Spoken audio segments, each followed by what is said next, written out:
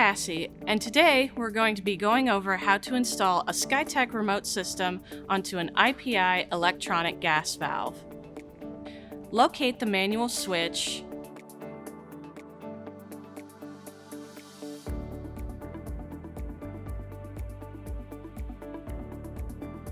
remove the switch wires,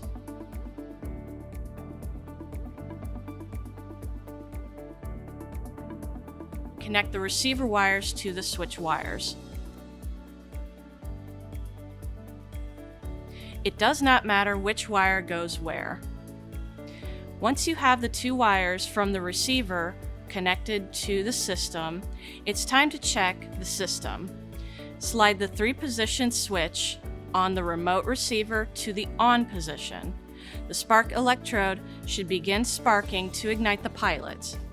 After the pilot flame is lit, the main gas valve should open and the main gas flame should ignite. Slide the switch to off. The main gas flame and pilot flame should both extinguish.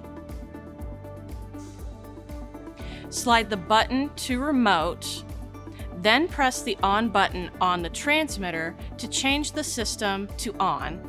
The spark electrode should begin sparking to ignite the pilot.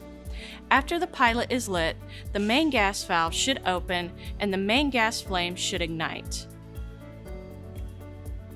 Now that you have verified that the system works, press the off button on your remote to turn off the main flame.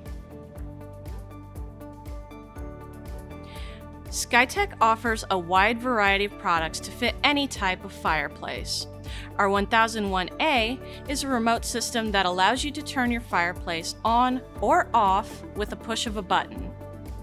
You could also use a thermostat remote control like our 3301 to control the room temperature using your fireplace, all the way to operating your fireplace, lamps, or electric heaters from your phone with our 7000 series remote systems.